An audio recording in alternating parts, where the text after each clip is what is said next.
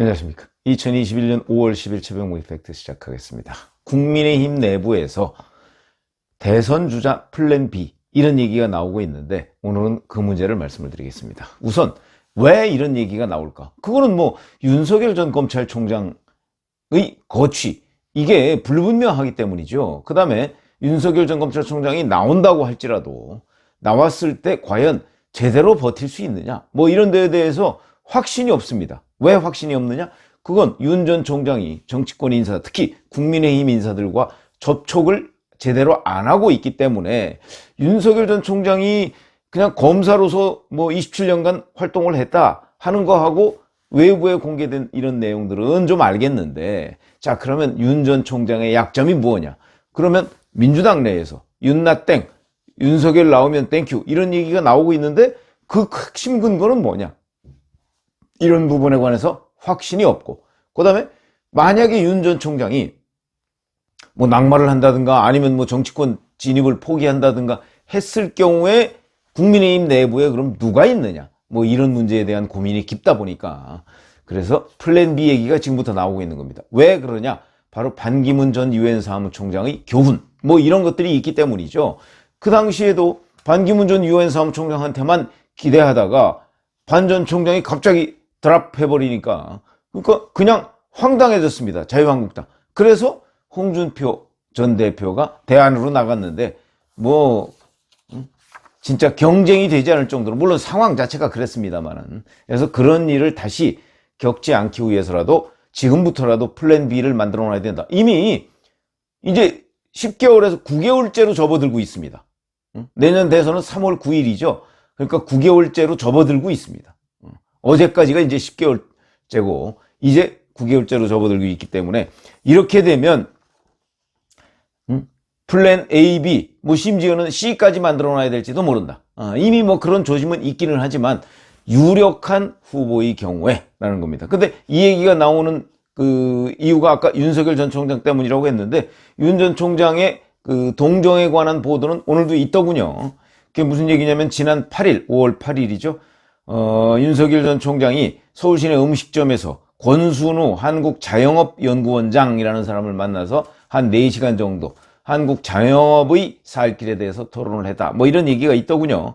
이 권순우 원장이라는 사람은 보니까 삼성경제연구소 전무를 지낸 사람이고, 그러니까 일종의 거시경제 전문가 이렇게 얘기를 하고, 최근에 자영업이 살아야 한국 경제가 산다. 이런 책을 냈다고 합니다. 그러니까 아마 이 책을 읽고 전화를 해서 자영업자 살리는 길 이런 거에 토론을 했다 그러는데, 이 권순우 원장이 기자들하고 통화를 해서는 이렇게 얘기했더군요.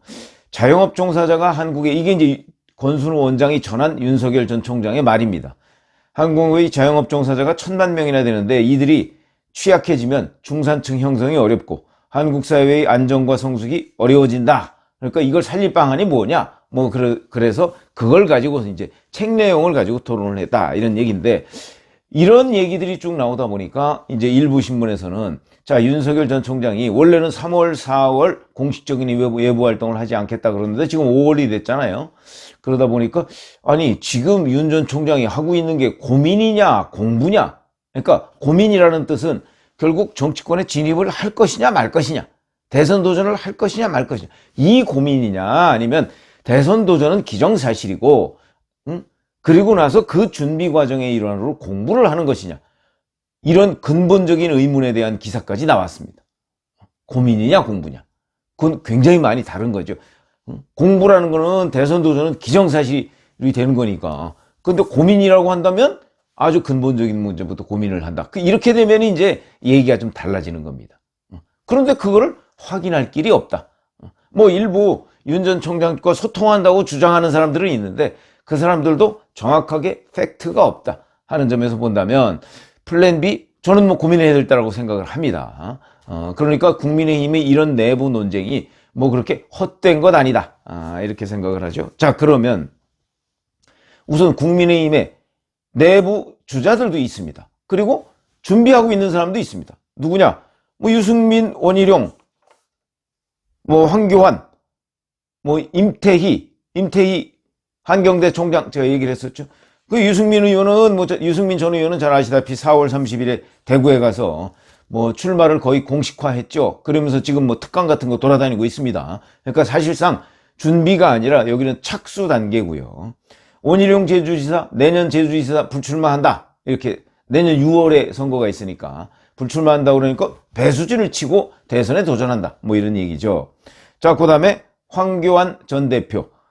보니까 미국 갔죠, 현재. 12일 날 내일 모레 귀국하는군요. 귀국해서 뭐 책을 쓰고 이제 뭐 본인의 대선 구상을 밝히겠다. 뭐 이런 식으로 나오고, 임태희 전 대통령 비서실장 6월 초에 지금 현재 한경대 총장 아닙니까? 한경대 총장 후임을 뽑아놓고 본격적으로 정치권에 다시 복귀하겠다.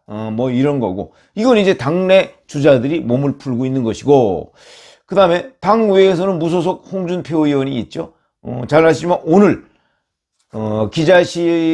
국회 기자실에 소통관이라고 하죠. 거기에 나와서 기자간담회를 한다고 합니다. 아마 오늘 문재인 대통령이 기자간담회를 하죠.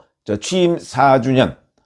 그러니까 거기에 맞춰서 나는 문 대통령과 싸웠던 사람이야 라는 그런 의미로 아마 본인이 소통관에서 기자회견을 하는 모양인데, 자, 문제는 뭐 무소속 홍준표 의원까지도 국민의힘 뭐 내부다 이런 식으로 간주를 한다면, 이런 여러 사람들이 있음에도 불구하고 이 사람들이 지금 양강구도, 그러니까 윤석열, 이재명 이렇게 양강구도, 그 다음에 그 밑에 급, 그렇다면 이제 그 밑에 급은 뭐 안철수, 이낙연, 지금 이제 이낙연 전 민주당 대표는 안철수 대표하고 뭐 거의 비슷해졌습니다. 그 다음에 밑에 홍준표, 뭐 유승민, 원희룡, 정세균 뭐 이런 식으로 이제 대선 주자 지지율이 구분이 되는데, 이 강을 빼놓으면 나머지들은 다 고만고만하고 한 자릿수를 못 벗어나고 있습니다. 자, 이러다 보니까 국민의힘의 플랜 B는 당내 주자보다는, 당내 주자는 지금 뭐 많아야 뭐 5% 이 정도니까 이건 좀 곤란하다. 그러니까 차라리 뉴페이스를 찾자. 아마 이렇게 얘기를 하는 모양인데, 그래서 나오는 사람이 바로 김동연 전 경제부총리, 최재형 감사원장 뭐 이렇게 나오는 모양입니다. 자, 김동연 전 경제부총리 잘 아시지만, 자, 문재인 정부의 첫 경제부총리였죠. 그리고 청와대 장하성 정책실장과 경제정책의 방향에 관해서 이런저런 갈등을 빚고 그러면서 이제 경질된 사람으로 유권자들한테는 기억이 돼 있습니다. 그런데 그때 장하성 정책실장과의 갈등이 뭐 그렇게 근본적인 문제는 아니었다.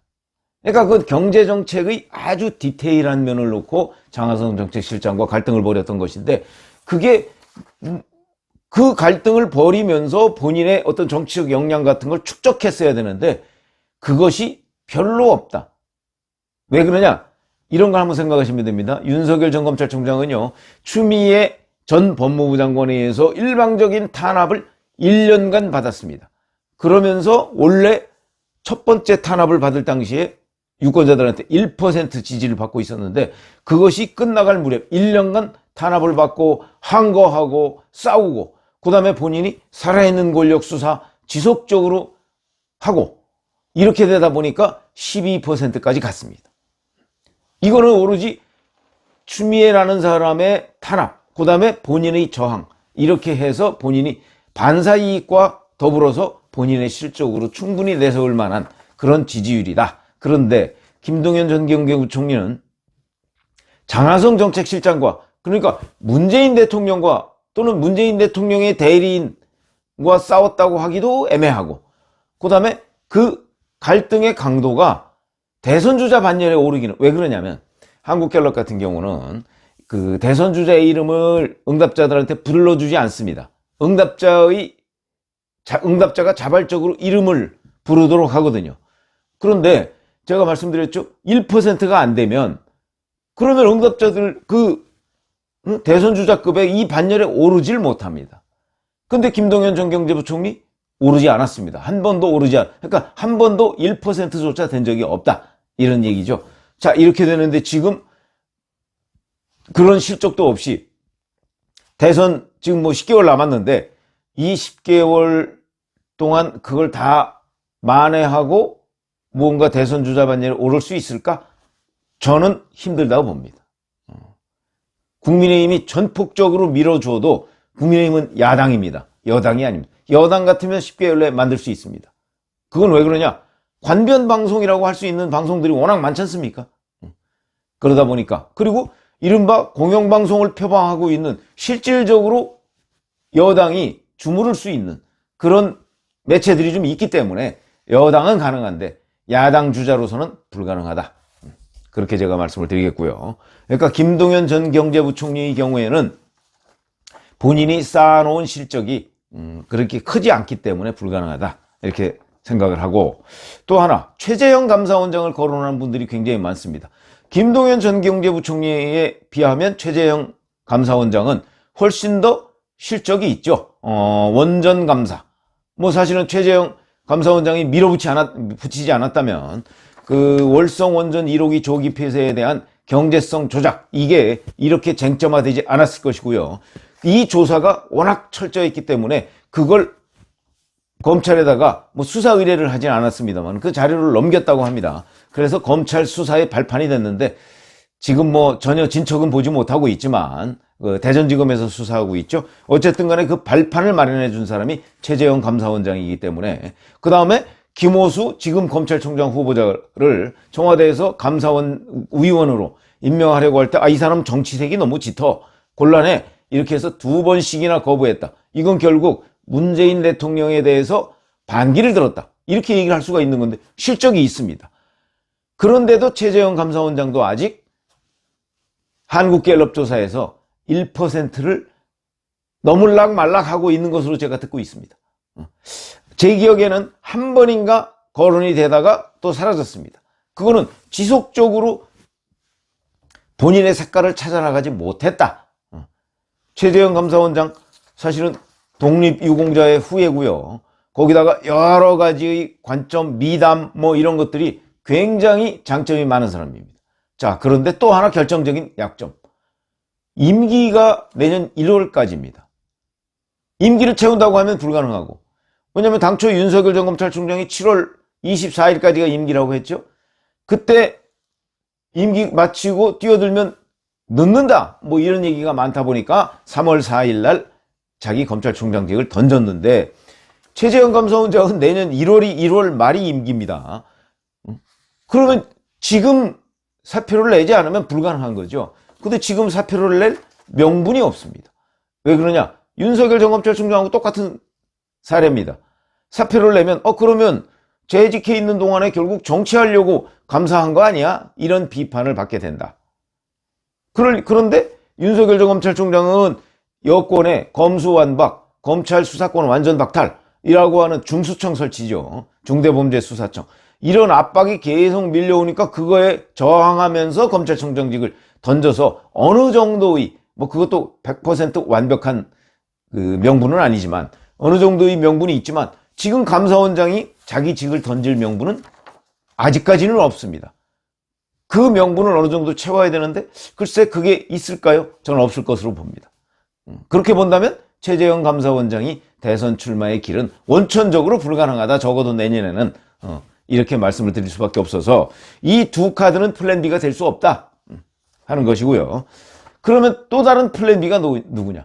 오히려 안철수 국민의당 대표가 저는 플랜 B가 될 수 있다고 봅니다. 왜냐하면 이미 국민들 사이에 상당한 정도로 그 지지율이 나오고 있지 않습니까? 지금 그 이른바 빅2, 그러니까 윤석열, 이재명 빼고 그러고 나면 이낙연 전 민주당 대표, 그 다음에 안철수 대표, 대개 이런 순서로 지금 지지율이 나오고 있습니다. 그렇다면 상당한 지지율도 있고 중도의 이미지도 있고 오히려 플랜 B는 안철수 국민의당 대표가 가능성이 높다 이렇게 보이고요. 자, 이제 그 밑에는 그렇지 않으면 이제 무소속 홍준표 의원, 뭐 유승민 전 의원, 뭐 원희룡 지사, 그 다음에 뭐 임태희 전 대통령 비서실장 같은 경우는 아직 뭐 전혀 그 지지율 그 반열에 오른 적이 한 번도 없기 때문에 대선 출마한다는 것 자체가 제대로 안 알려져 있기 때문에 거긴 미지수. 이렇게 된다면 국민의힘 플랜 B, 지금 현재 언론에서 거론되고 있는 거는 실체가 없다. 김동연 전 부총리, 최재형 감사원장, 이건 현실적으로 불가능하고 실체도 없고 지금 정치권 내에 있는 사람 중에서 플랜 B를 거론하고 그 논란을 벌이는 것이 훨씬 현실적이지 여기서 자꾸 정치권 밖으로 눈을 돌려봤자 그건 현실적으로 가능하지가 않다. 이런 말씀을 드립니다. 감사합니다.